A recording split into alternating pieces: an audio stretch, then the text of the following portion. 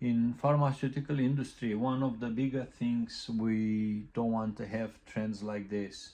The variation of the airflow creates so many problems in a room. That's why when we're designing the air handling unit, we have to make sure that we have the right capacity. We have to know where we put the sensors, and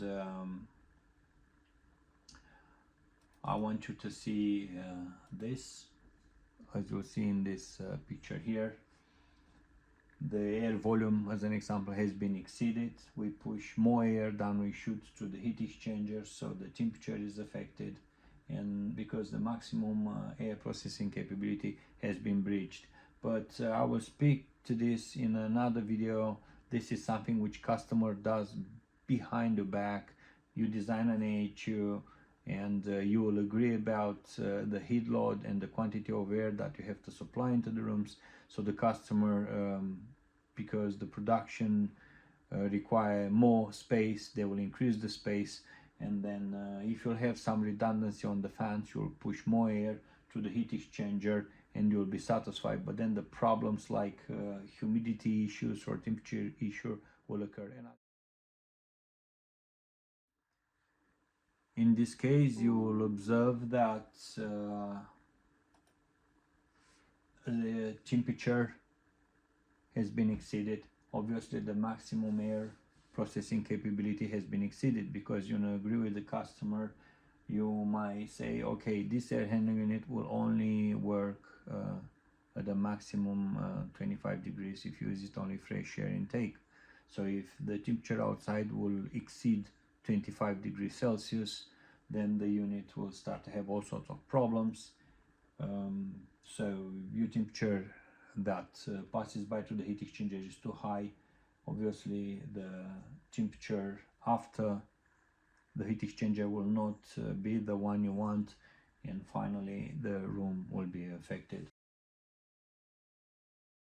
You can have, if you're an air handling unit engineer and then you're not a chiller engineer, but as an example, in our case, the chiller might use glycol, and if the glycol is not cold enough, your heat exchanger will be affected. So the first things to do, customer will come to you and will say, my room is too hot, just call an air handling unit engineer.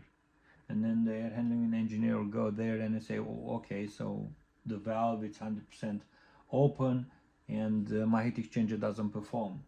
So first you have to see if the right quantity of air passes by to the heat exchanger, not to have too much air, because people have these bad habits. Now we use variable speed drivers onto the fans, and sometimes people, to please the customer, try to push more air into the building, but that creates a lot of problems with the heat exchangers. So in our case, the glycol temperature is too high, so the heat exchanger's inability to process the air is a side effect of another fault. So you have to liaise with the chiller engineer and then say, okay, what's wrong with the chiller? Because I might need, as an example, 0 degrees. I use -2 anyway, but let's say I might need -2 and I have +5.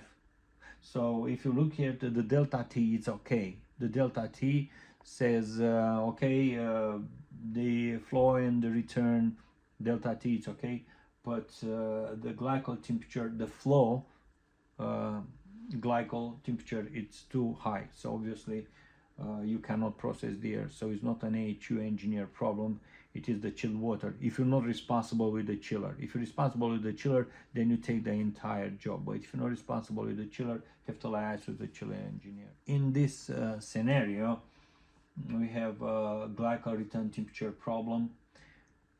You might have a block strainers, the valve doesn't work very well, or maybe you have a flow problem from the origin. What you have to do, you have to make sure if you have enough quantity of glycol per time unit passing by to the heat exchanger, to make sure that the glycol passes by fast enough to the heat exchanger, so you have a correct temperature difference between flow and return. So if you don't have a flow meter onto the pipe, then you really have to tackle this problem a little bit careful. You can have a problem at the origin where the chiller might not push enough glycol, but also you can have a block strainers, incorrect valves, or even block heat exchanger. You have multiple things that can lead to this situation, so you require to do a bit of investigation.